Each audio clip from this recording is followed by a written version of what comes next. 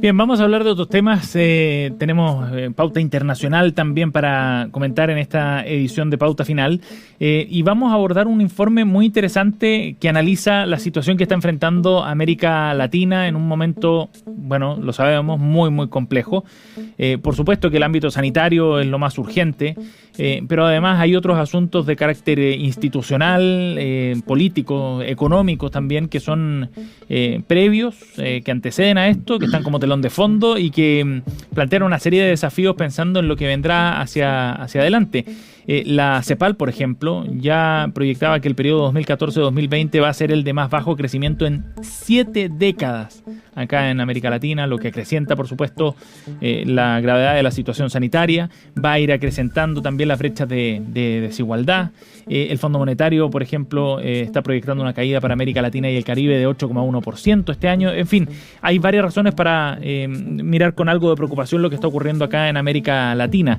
Y surgen, por supuesto, preguntas respecto a cómo salir de este escenario. Estamos en contacto con Jorge Saad, director del Centro de Estudios Internacionales de la Universidad Católica, precisamente para hablar sobre este informe que lleva por título Riesgo Político América Latina 2021. Gracias, Jorge, por el contacto, muy amable. Hola, Jorge, ¿qué tal? Muchas gracias por la invitación, Sebastián y Verónica. Tiempo que no los veía. Sí, hace mucho tiempo que no conversábamos. Jorge, bueno, este informe tiene 33 páginas, aborda, como decíamos, la situación en la que está nuestra región, los principales desafíos por delante, y antes de ir al detalle de cada uno de ellos, demos un vistazo general. ¿En qué pie pilló la pandemia a Latinoamérica? Creo que la pandemia, y como lo revela este informe de riesgos políticos, pilló a la región, podríamos decir, un triple shock.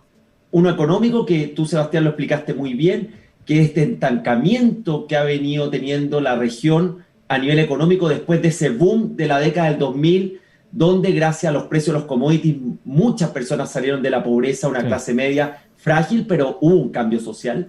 El segundo es el shock sanitario propio de la pandemia. América Latina ha sido de los epicentros a nivel de contagio y muertes, si vemos a nivel global. Y el tercero, que es más de fondo, que es el institucional, que vemos un deterioro en el nivel de confianza en las instituciones públicas a nivel latinoamericano, en aquellas instituciones que son claves para la democracia, gobierno, congresos, poder judicial, y eso también es un terreno fértil para estos liderazgos más populistas, más autoritarios, que ofrecen estos atajos o esta tierra prometida a la población. Ahora, Jorge, también, bueno, Seba preguntaba por cómo pilla la pandemia a esta parte del mundo, pero en este informe, ¿cuáles dirías tú que son los diagnósticos más contundentes que se puede hacer respecto de la situación que hoy día enfrenta América Latina? Recién con el Seba comentábamos que a veces nos hace falta, particularmente en Chile, mirar lo que pasa como en el vecindario para darse cuenta que hay cosas que se están haciendo bien. Pero eso solo como un paréntesis. En general, las grandes conclusiones respecto de la situación y de los riesgos que hoy día en esta parte del mundo tenemos, ¿qué nos podrías contar?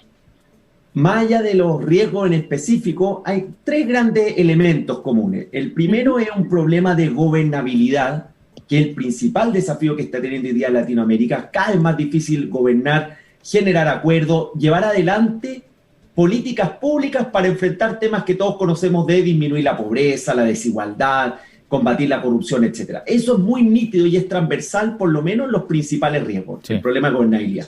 El segundo es la debilidad del Estado de Derecho, muy relacionado también al primero, que habla de esta debilidad de las instituciones para poder canalizar los distintos procesos sociales, diferencias políticas, etc.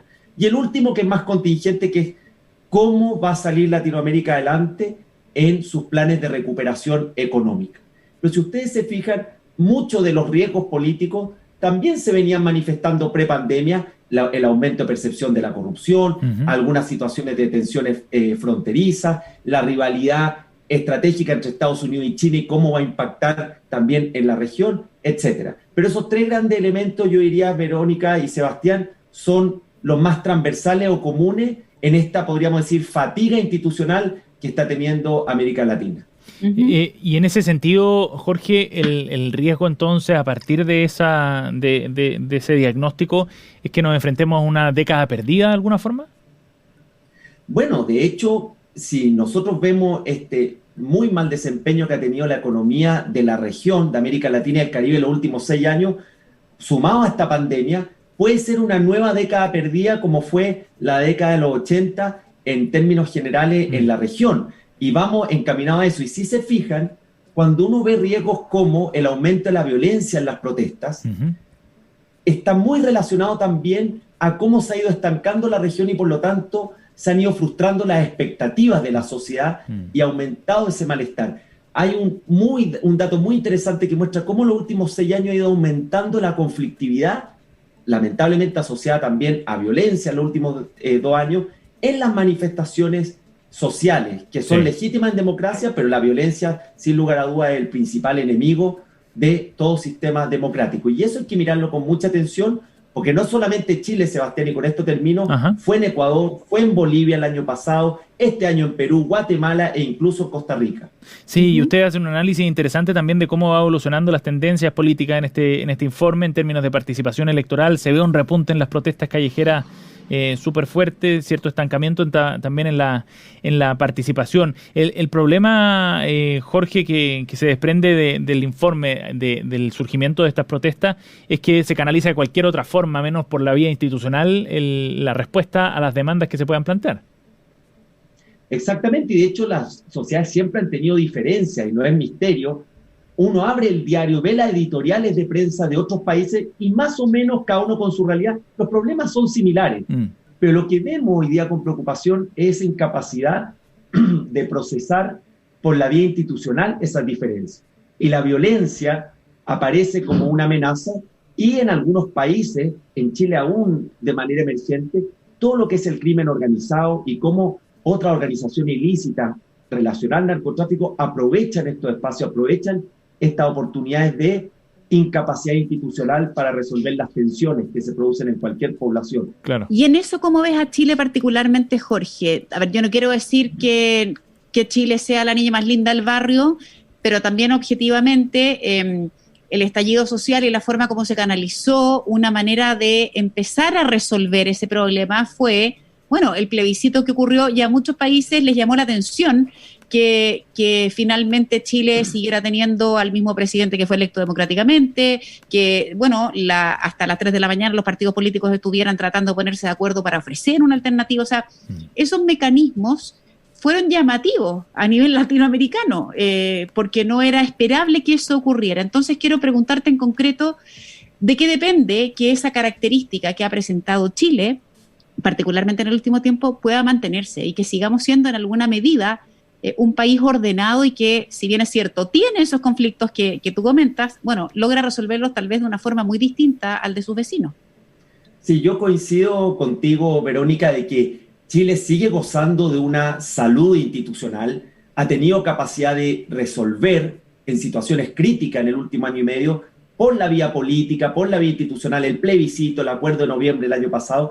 Pero si pusiéramos un semáforo, yo le pondría una luz amarilla a esta amenaza a la violencia, porque han habido episodios donde hay una incapacidad de resguardo del orden público, una mayor tolerancia o lentitud en condenar la violencia como forma de expresión política, y esa luz amarilla es la que tenemos que nosotros mirar con atención de si efectivamente vamos a poder desactivarla o si vamos a tener situaciones, sobre todo las discusiones que vienen el próximo año del proceso constitucional, y no nos olvidemos de las 5 elecciones que va a tener Chile, de que puedan realizarse con normalidad y que estos episodios de violencia ojalá sean lo más aislados posible, porque vemos que, aunque han bajado en masividad, han bajado en frecuencia, nos estamos acostumbrando a que los días viernes tenemos situaciones de destrozo, vandalismo, violencia en la zona centro de Santiago. Entonces, sí, luz amarilla, no roja. Chile sigue siendo un lugar que ofrece certeza jurídica, que controla en términos generales sus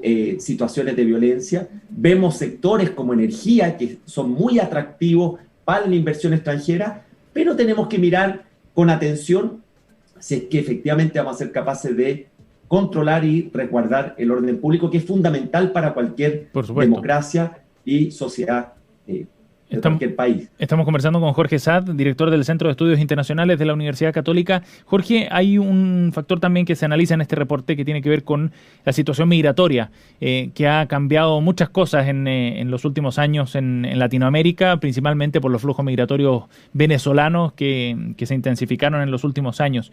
¿Cuál es la perspectiva que le dan a este tema en particular? Efectivamente, Venezuela puede llegar a superar los 5 millones de inmigrantes repartidos en distintos países de la región. La inmigración fue prioridad en la agenda pública, podríamos decir, hasta el primer semestre del año 2019, o podríamos decir hasta prepandemia. Prioridad en la agenda pública, preocupación de los países, cómo responder los estados frente a estos flujos inorgánicos, por decirlo de alguna manera, de inmigración. Pero con la pandemia, el tema sigue latente, pero pasó a un segundo plano. Lo que nosotros creemos que a medida que los países vayan retomando cierta normalidad, tanto por el efecto de la pandemia como por las situaciones estructurales que existían antes, este va a volver a ser una prioridad de la agenda pública y va a volver a liderar dentro de las 3 principales preocupaciones de los países de la región, especialmente aquellos que están absorbiendo mayor cantidad de estos flujos migratorios. Ajá. Hoy por la pandemia, un poquito más en segundo plano, sí, pero va a volver a ser preocupación una vez que se vaya superando esta situación producto de la emergencia sanitaria. Jorge, por último, el informe que está muy interesante, ¿está disponible al público?